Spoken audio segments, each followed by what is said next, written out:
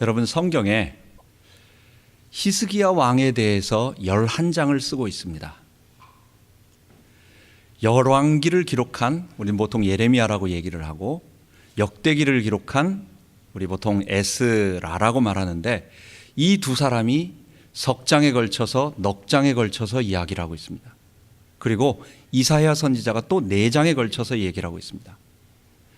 이렇게 3명의 위대한 하나님의 사람들이 히스기야 왕에 대해서 길게, 세밀하게 그의 사역에 대해서 이야기하는 그것을 본다면, 히스기야 왕은 뭔가 그 사역에 있어서 굉장히 중요한 역할을 감당한 거예요.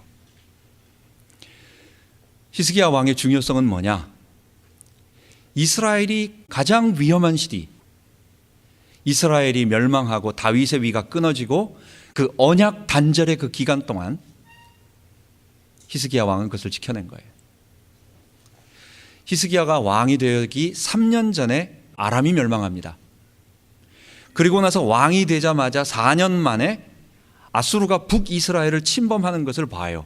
그리고 북이스라엘이 멸망합니다. 그러니까 이 히스기야 왕은 왕이 되자마자 가장 잔혹하고 혹독했던 그 아수르 제국이 아람을 무너뜨리고 북이스라엘을 무너뜨리고 그리고 자기 앞에 딱 맞이하고 있는 이 절체절명의 순간을 히스기야 왕이 맞이한 거예요. 하나님이 돕지 아니하셨으면 히스기야 왕도 똑같이 멸망하고 그때 이제 다윗의 왕국은 끝나는 거예요. 그런데 히스기야 왕의 그 놀라운 종교 개혁을 하나님 앞에 결단을 하고 복음으로, 즉 하나님의 언약으로 또는 여호와 신앙으로 자기에게 닥쳐오는 삶의 문제를 하나하나 극복해가는 과정, 그리고 그 모든 것은 전적으로 하나님께 의지하는 단호한 신앙의 결단에서부터 그 위기를 벗어나서 오히려 그 아수르보다도 더 길게 140년의 왕국을 더 유지하는 그 기틀을 히스기야 왕이 마련한 것입니다. 히스기야 왕이 지난 시간에 우리가 자기의 문제를 극복한 것을 3가지로 얘기했습니다. 첫 번째, 히스기야 왕은 신앙의 단호한 결단, 하나님, 내가 하나님을 의지해서 하나님만 섬기고 우리나라가 하나님의 왕국이 되는 그 일에 내가 쓰임 받겠습니다. 그리고 나는 다른 방법으로 쓰지 아니하고 그 아버지 아사처럼 북이스라엘의 호세아 왕처럼 애굽을 의지하거나 아수르를 의지하지 아니하고 하나님 의지하는 방법으로 내가 해내겠습니다. 철저하게 그것을 단호하게 결단을 했어요. 그리고 이사야 선지자, 또 하나 미가 선지자의 도움을 받아서 하나님의 말씀을 늘 공급받으며 그분께 의지하려고 했어요. 그리고 나서 현실을 정확하게 보고 하나님을 의지해서 그 문제를 하나하나 극복해 나갔다. 그냥 하늘만 바라보고 있는 것이 아니라 어쩔 수 없을 때는 뭐 할 수 없는 방법이 없는 거니까 하늘만 바라볼 수밖에 없지만, 그러나 저기 멀리 쳐들어왔을 때 지금 당장 해야 할 일이 뭐냐? 산 위에 있는 예루살렘은 물이 있어야 되는데 적들이 저 바깥에 있는 물을 마시고 우리는 못 마시게 되면 안 되니까 빨리 기혼샘을 다 막고 그 물을 성 안으로 끌어들이자. 그 공사를, 그것을 완성해내는 거예요. 그 히스기야 터널 때문에 예루살렘은 오랫동안 그걸 유지하게 되고 도움이 되는 방법이 됐던 것입니다. 자, 오늘 제목은 뭐냐? 그것의 2번째입니다. 자, 우리가 할 수 있는 일을 최선을 다해서 히스기야가 했습니다. 블레셋도 쳐서 잠잠케 하고 망대도 세우고 전쟁 준비를 다 했는데, 기온샘까지 파고 여러 가지 것들을 다 했는데 이제 피할 수 없는 문제에 부딪히게 된 거예요. 이거는 자기가 나름대로 최선을 다해서 준비했지만 해결할 수 없는 문제, 피할 수 없는 문제를 딱 맞이하게 된 거예요. 그래서 오늘은 지난 시간에 이어서 2번째로 피할 수 없는 문제를 만나면이라는 제목을 가지고 말씀을 나누도록 하겠습니다.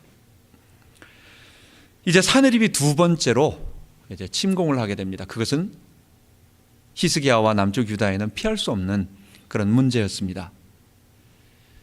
비록 히스기야의 종교 개혁이 아수르 대항하는 그런 운동은 아니었습니다.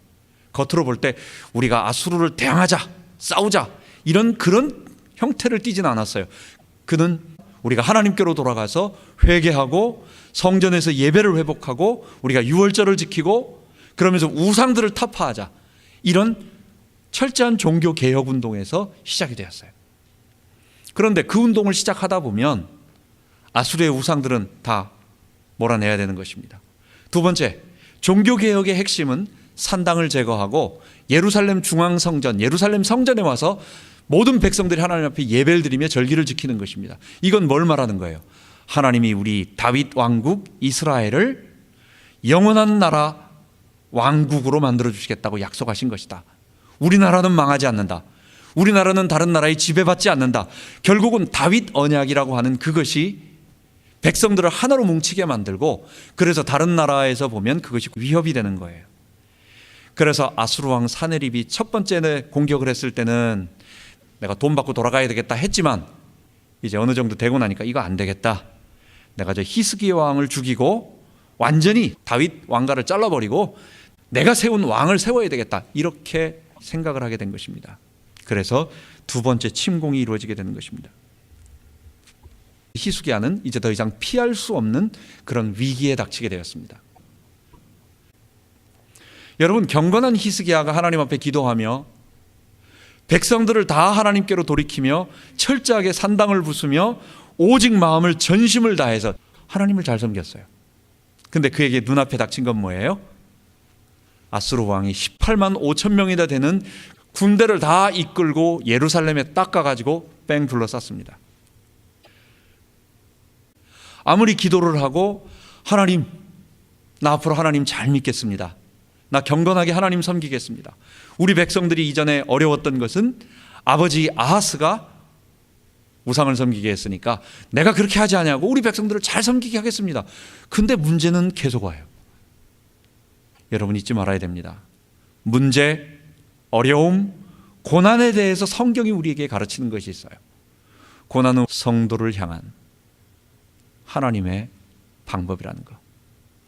우리에게 하나님은 고난이라고 하는, 어려움이라고 하는 이 문제를 계속 주심으로 말미암아 우리가 더욱 하나님을 의지하도록 만드는 그 필연적인 것이 있다라고 하는 것을 봐야 돼요. 세상에 어떤 종교도 고난에 대해서 좋게 말하는 종교는 없습니다. 불교 같은 경우는 업보다, 나쁜 거다. 이전에 뭐 조상이든지 당신이 전생에 어떤 나쁜 짓을 했기 때문에 오늘 다가오는 이것은 내가 전에 지은 거에 대한 고통이다. 그래서 이것을 이겨라. 또는 고난은 무의미한 거다. 고통은 아무것도 아니니까 거기에 너무 어려워하지 말아라. 이렇게 얘기하지만 성경은요 그렇게 얘기하지 않아요. 그것보다 한 단계 더 나아갑니다. 성경은 우리를 하나님의 형상을 닮아가게 만드는 하나님의 필연적인 구원받은 성도를 향한 축복이라고 긍정적으로 얘기하고 있어요. 고린도 후서 1장 8절 9절에 보는 것처럼 힘에 지나도록 큰 고난을 받아 살 소망까지 끊어지고 우리 마음에 사형 선고를 받은 줄 알았으니 이는 우리로 자기를 의뢰하지 말고 오직 죽은 자를 다시 살리시는 하나님만 의뢰하게 함이니라. 잊지 말고 고난과 어려움과 우리의 문제들이 우리로 하나님만 바라보게 만드는 하나님의 놀라운 도구라는 것. 두 번째, 모든 고난은 우리에게 한 가지를 말하고 있습니다.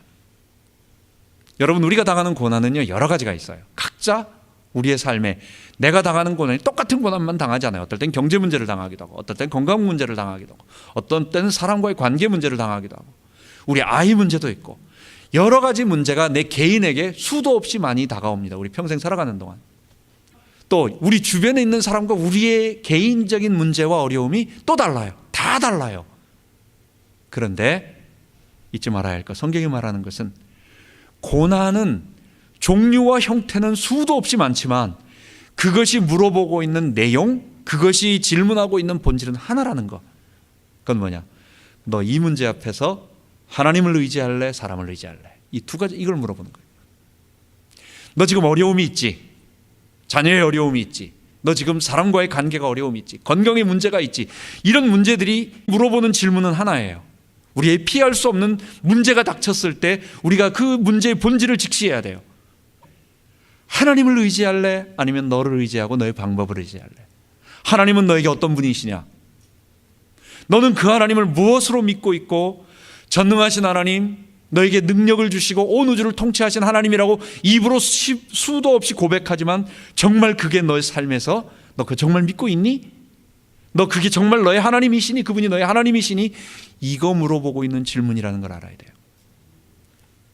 히스기야가 백성들에게 우리 하나님을 의지하면 하나님께서 우리를 구원하실 것이다. 우리 앗수르에게 굴복하지 말고 다시 아하스가 우리에게 줬던 앗수르 우상들을 섬기지 말고 하나님을 의지하자.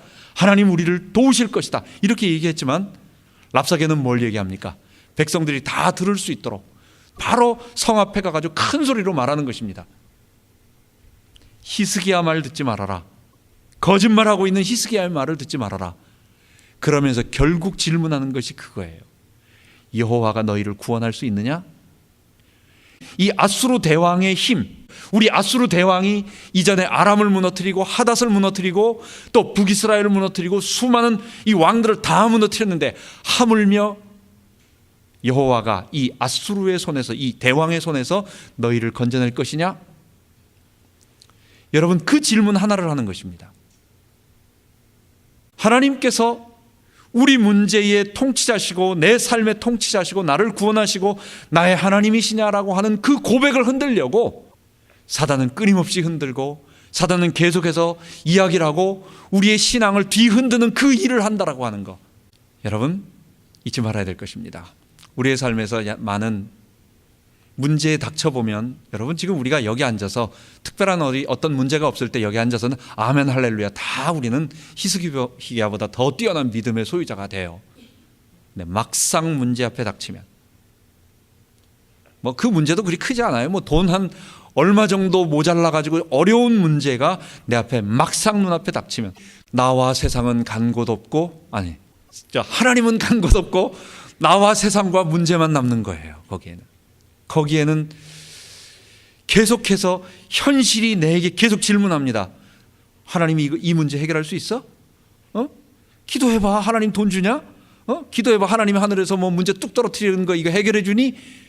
자꾸 그걸 나한테 말하는 거예요. 여호와가 내 손에서, 이 앗수르 대왕의 손에서 너를 구원할 수 있는가 보라 말이에요. 히스기야가 너에게 말했던, 주의 종이 이 주의 말씀을 통해서 너에게 이전에 말했던 하나님을 의지하면 우리 구원받을 수 있다고 말했던 모든 것이 실제로 너에게, 그 말씀이 너에게 작동을 하고 워킹을 하느냐고. 내 마음 한구석에서는 자꾸 아니라고, 진짜 그런가? 자꾸 그랬었나? 이런 의심이 계속해서 내 속에 물밀듯 기쁨이 솟아나는 게 아니라 의심이 자꾸만 물밀듯 내 속에서 솟아나는 거예요. 잊지 마세요.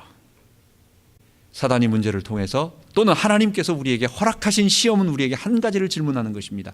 하나님은 이 문제의 주인이시냐? 이 문제를 통치하실 수 있느냐? 나는 이런 상황 속에서도 정말 하나님을 의지할 수 있느냐 없느냐? 그거 질문하는 거예요.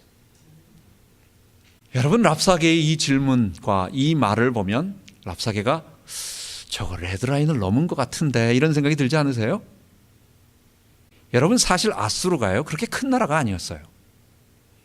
앗수르는 물론 오랜 기간 동안 나라가, 이 역사는 오랜된 기간이었습니다. 그런데 이 앗수르가 힘을 얻은 것은요, 사실 하나님께서 진노의 방망이로 쓰셨기 때문에. 근데 그것도 그 기간이 얼마냐? 불과 얼마 전에 디글랏빌레셀이라고 하는, 여러분 그 아주 망치 같은 왕, 그 왕이 딱 등장하면서 자기 나라의 혼란한 문제들을 싹 정리해버리고 그 다음부터 막 정복하기 시작했어요. 그의 아들인 살마네셀, 그 다음에 사르고니세 아들 2명이에요. 그 둘이 죽고 나서 오늘 본 사네립, 그 다음에 우리 성경 마지막에 읽었던 에살라돈, 그 정도 5, 6명 정도만 앗수르가 굉장히 강대한 강국이었고, 그 다음에는 싹 망해버리는 거예요. 그 이전에는 겨우 이름 명맥 유지하는 그런 나라였어요. 이런 앗수르가 조금 하나님께서 불신하는 그 나라 사람들을 치기 위한 하나님의 진노의 방망이로 하나님이 쓰셨는데, 이게 감히 하나님에 대해서, 여호와가 감히 내 손에서 이스라엘을 구원할 것인가 보라? 여러분, 이건 정말, 이거는 레드라인을 넘은 거예요. 이런 문제가 닥쳐올 때 히스기야는 어떤 행동을 취했느냐? 오늘 3번째입니다. 하나님을 의지하는 행동을 했는데 하나님을 의지하는 행동은 그것은 기도를 가지고 한 것입니다. 그래서 세 번째 제목이 기도가 하나님을 전심으로 의뢰하는 방법이다라고 말했습니다.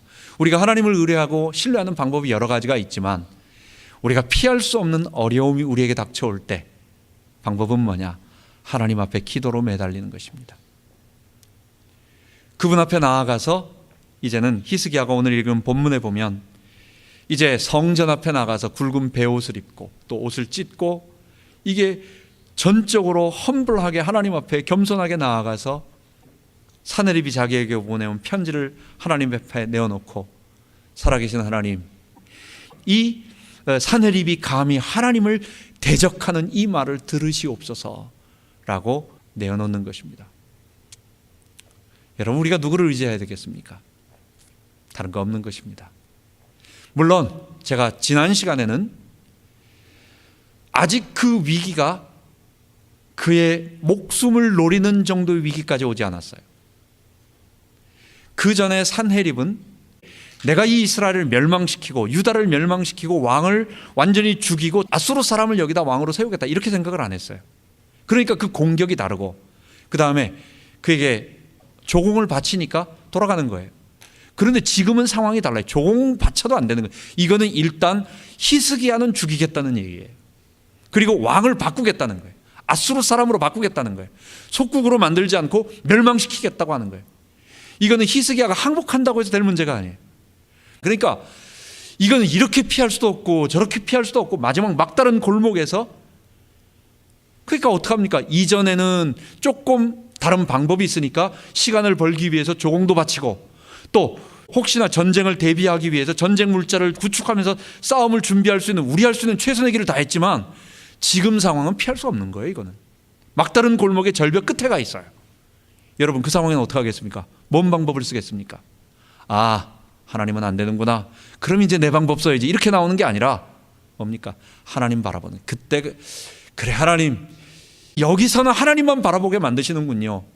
그렇다고 한다면 두려워하지 말고 내가 하나님의 백성이고 이 이스라엘이 하나님의 나라라고 한다면 거기서 두려워하지 말고 거기서 꺾여서 목숨을 담보로 딜하지 말고 하나님이 이스라엘의 왕이심을 하나님이 저 사내립을 꺾으시는 분이심을 보여주옵소서. 하나님과 함께 정말 기도로 울부짖는 마지막 그 방법에 도달하는 것입니다. 이사야 선지자가 하나님의 말씀을 전합니다. 사내립이 저 외치는 저 말을 내가 들었다. 저 하나님을 모욕하는 저 소리를 들었다. 너희 들은 바 아수르 왕의 종들이 나를 능욕하는 말을 인하여 두려워 말라. 보라, 내가 신을 그의 속에 두리니 그가 풍성을 듣고 그 고토로 돌아갈 것이며 또 내가 그를 그 고토에서, 고토가 아수르죠, 칼에 죽게 하리라 하셨느니라. 하나님께서 아수르 사내립을 갖다가 소문을 듣고 니느웨로 도망가게 만드시고 거기서 칼에 죽도록 만들게 하시겠다고 이사야를 통해서 말해주신 것입니다. 우리의 삶에 문제 있을 때 다른 것 하지 말고 기도로 하나님께로 나아가자는 것. 기도는 하나님 앞에 이 문제를 해결해 달라고 떼쓰는 거 여러분 아닙니다. 하나님이 이 문제를 내 소원을 이루어 주십시오 떼쓰는 거. 기도에 어떤 우리가 위급할 때는 이 문제를 해결해 달라고 이야기하는 부분이 강조가 많이 되기 때문에 그렇게 보이지만 기도의 본질은 그게 아니에요. 여러분, 기도의 본질은 뭡니까? 하나님, 정말 이 문제에 하나님이 주인이십니다를 고백하는 거예요. 내 삶의 주인, 이 사건의 통치자는 저 사람이 아니고 또 어떻게 본다면 이 문제를 우리에게 어렵게 두렵게 주고 있는 사탄이 이 문제의 주도자가 아니고 하나님이 이 문제를 컨트롤하고 계신다. 하나님이 만유의 통치자시오 만왕의 왕이시오 나의 왕이시다. 이거 고백하는 게 기도예요. 여러분, 그래서 기도를 많이 하면 할수록 우리는요, 문제 해결에 관심이 있는 게 아니라 하나님의 뜻이 무엇인가? 이 문제 하나님 내가 당하기를 원하십니까? 내가 여기 이 문제 손해당하기를 원하십니까? 근데 하나님은 조금 손해는 보게 만들어도 죽게는 안 만들어요. 내 건강이 조금 잃어서 힘들고 내 돈이 좀 잊어버리는 것은 있지만, 그러나 내 목숨을 뺏어가는 어떤 그런, 그러니까 절대적인 것, 우리에게 피할 길을 내신다고 말해. 사람이 감당할 시험 외에는 너에게 당한 것이 없나니 오직 하나님은 미쁘사 너희가 감당치 못할 시험 당함을 허락지 아니하시고 시험 당할 즈음에 또한 피할 길을 내사 너희로 능히 감당하게 하셨느니라. 우리 전에 아이들이 9학년 때 제가 바벨을 사줬어요. 집에 애들이 신나가지고 밑에 내려가서 맨날 바벨을 했습니다. 하루는 아빠 하고 부르는 거예요. 깔렸어요. 무거워가지고 한번 깔려가지고 한 거예요. 바벨을 들 때는 웬만큼 자기가 들을 수 있는 만큼은 들지만 지가 거기에 깔려가지고 할 정도는 안 하는 거라고요. 부모가 그렇게 주진 않아요. 하나님이 우리에게 시험을 주신다. 기를 쓰고 일어날 수 있는 마지막 힘을 써가지고 일어나게 만드는 정도까지만 레벨을 올려주시지, 우리가 깔려가지고 거기서 죽어버리는 그런 상황으로 만들지 않는다는 거예요. 그렇기 때문에 문제가 온다면 하나님, 이 문제 해결해 주세요. 이 문제 해결해 주세요. 문제 해결에 집중하지 말고 점점 고백이 뭡니까? 문제는 내 앞에 피할 수 없는 이 문제가 나를 멸망시키는 게 아니라 하나님이 통치자시구나, 하나님이 만유의 주제자시구나, 하나님이 내 삶을 컨트롤하고 계시는구나. 그거 고백하다 보면 결국 하나님, 어떻게 이 일을 주신 목적이 무엇이고 내가 여기서 어떻게 할까요? 하나님 무엇을 원하십니까? 내 방법을 하나님에게 자꾸 말하지 마세요. 점점 하나님 이 문제 해결해 주세요 라고 말하기보다는, 그래요 하나님 이 문제를 통해서 나에게 무엇을 말씀하시는 것입니까? 여러분, 이게 체념하라는 얘기가 아니에요. 기도를 체념하라는 얘기가 아니에요. 이거 안 되는구나, 하나님도 안 되는구나, 그냥 체념해버리라는 얘기가 아니라, 기도가 결국은 우리에게 그걸 말한다라는 거예요. 하나님은 그거 할 때까지 나에게 기다리고 계시고, 그 마지막 내 손을 다 놓아서 하나님이 이 일의 주관자셔, 너 그런 문제 와도 죽지 않아 라고 하는 것을 내가 깨닫도록 만드시고, 내 삶은 주님이 통치하신다는 것을 알게 할 때까지 주님이 기다리시다가 우리에게 마지막에 손 내미시는 거예요. 그래서 기도는 하나님께서 한 번 하라고 하지 않으십니다. 한 번에서 딱 들어버리는 거 별로 그런 거 없어요. 하나님은 우리에게 여러 번, 안 들으시는 것처럼 그 문제에 대해서 여러 번 오랫동안 계속해서 기도하라고 해요. 왜 그런 줄 아세요? 사람이 기도 안 하면요, 안 하고 그 응답을 해결해 주면 사람은 입으로는 하나님이 하셨다고 생각하고, 하나님이 정말 이거 해결해 주셨다, 우리 하나님 살아계시다 얘기하지만 마음 한구석에서는 그럴 수도 있다, 기도 안 해도 해결될 수 있다, 사람의 방법이 있을 수 있다, 또는 이거 사람이 도와줘서 된 거 아니냐 라고 하는 게 입으로는 안 나오는데 내 마음속에 있어요. 이거는 하나님이 영광을 안 받으세요. 그게 죄의 본성입니다. 그게 죄인입니다. 그렇기 때문에 우리가 문제 앞에서 기도한다라고 하는 것은 하나님이 이걸 갖다가 잊어버리지 않도록 꼭 해결해 달라고 하나님께 때를 쓰고 그냥 무조건 때를 쓰는 그게 아니라, 전적으로 이 문제의 주도권은 하나님이 있다는 것을 내가 완전히 고백할 때까지, 내가 완전히 내어놓고 고백할 때까지, 내 손을 놓고 하나님이 내 삶의 통치자라는 것을 고백할 때까지 문제 해결도 상관이 없어요. 나중에는 문제 해결도 상관이 없어요. 하나님이 정말 이걸 통해서 나에게 무엇을 말씀하시고 하나님이 어떻게 컨트롤하실 것인가, 하나님이 정말 나의 왕이시다라고 하는 것을 정말 손 놓고 고백할 때까지, 그때까지 오랜 시간 기도가 필요해요. 우리가 죄인이기 때문에. 그렇게 해서 응답을 받으면요, 그 응답은 내가 생각한 것과 같이 돌아가지 않는 응답이라 할지라도 그게 정말 나에게 아름다운 응답으로, 최고의 응답으로, 그리고 맞았어, 하나님이 정말 그거 해주셨어. 오늘 읽은 본문처럼 아수르 18만 5천 명이 갑자기 죽을 줄 누가 알았습니까? 아무도 모르는 거예요. 그렇다고 기도할 때마다 그러면 내가 이렇게 기도하면 이 문제를 하나님께서 이렇게 해결할 것이다, 홍해가 쫙 갈라지고, 이렇게 생각하지도 마세요. 히스기야는 그거 생각하고 한 게 아니에요. 하나님 어떻게 할지는 방법은 모릅니다. 하나님이 해주세요. 이 문제를 어떻게 하실지는 난 모릅니다. 하나님이 해결해 주세요. 왜냐하면 그 방법밖에 없으니까, 기도할 수밖에 없으니까. 우리의 삶에도 마찬가지예요. 내가 원하는 방법대로 해결해 달라고 하나님 앞에 주장하는 게 아니라 하나님께 내어 맡기면, 이럴 때는 도저히 상상할 수 없는 하나님의 방법, 18만 5천 명을 주께서 하루아침에 치시듯이 결국 주의 사자가 그날 밤에 나타났다고 하는데, 이거는 우리 유월절 날 애굽의 장자들을 모두 하룻밤에 친 것처럼, 그게 뭐겠어요? 동시에 칠 수 있다라고 하는 것은 사람이 친 것도 아니고 그날 주의 죽음의 천사가 한 번에 치신 것입니다. 그래서 아수르 18만 5천, 그 자랑하고 그 이스라엘을 그냥 완전히 멸망시킬 수 있을 것 같았던 그 아수르의 기세등등한 그것은 그날 밤 하루아침에 무너지는, 그리고 성경 말한 것처럼 사내림은 도망을 가서 니느웨로 돌아가는데 얼마 있다가 자기 신 니록스의 묘에 가서 경배할 때 자기 두 아들, 자기를 죽입니다. 그리고 그 막내 아들이 그 두 아들을 죽입니다. 그래서 에사라또는 막내 아들인데 그 막내 아들이 자기 아버지 사네립을 죽인 그 형들을 죽이고 다시 왕이 되는 것입니다. 이제 역사를 보면 어떻게 이런 일이 벌어졌을까라고 하는 생각이 참 그렇죠? 아수르가 18만 5천으로 예루살렘 성을 뺑 둘러쌌을 때 예루살렘은 그날 망해도 어떻게 할 수 없는 그런 상황이었어요. 그런데요, 하나님께서 히스기야의 기도와 저 사네립이 너무 건방지다고, 저게 하나님을 대적하는 소리를 한다고 하니까 유다는 140년 더 유지가 됐는데 아수르는요 이스라엘보다도 23년 먼저 망합니다.